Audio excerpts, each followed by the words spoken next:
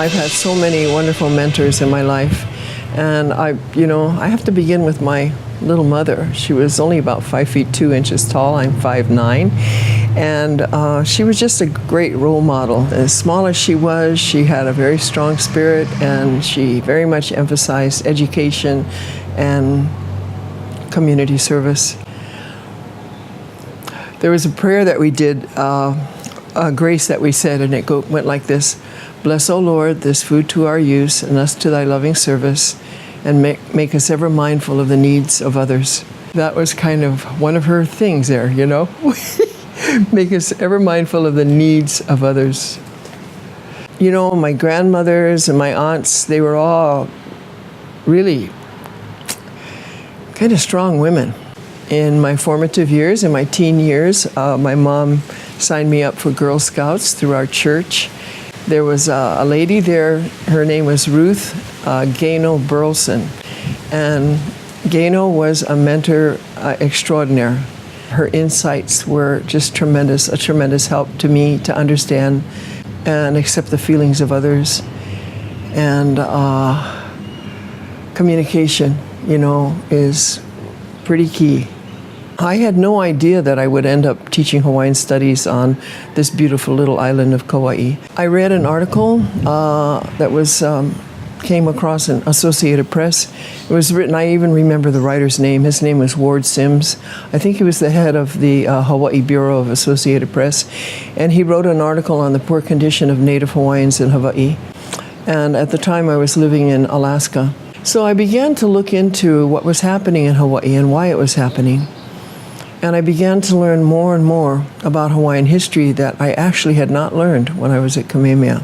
I began to reflect on it more and more when I lived in Alaska, and eventually made the decision to return home to be of service right here. Oh my goodness, look at how many women we have who are representatives in the legislature. I am delighted to see women leaders in every field here on Kauai.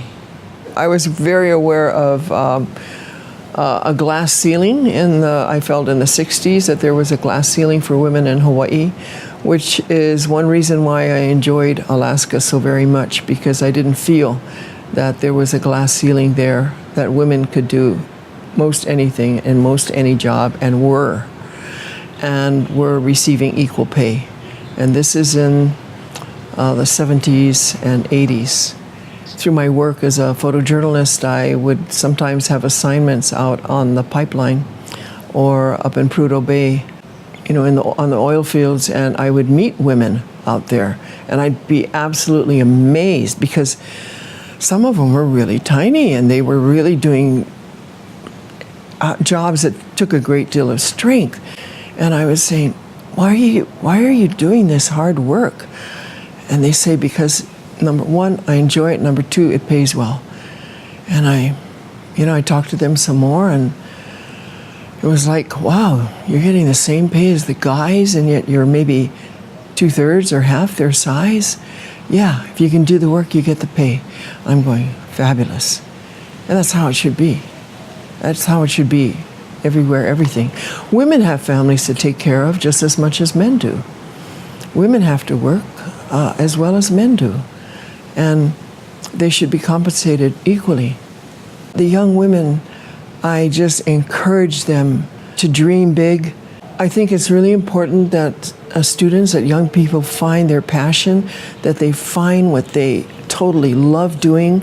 And it's almost like whether you get paid or not, even though it's nice to get paid, so you can, have a decent standard of living, but find out what it is that truly lights your fire and follow it.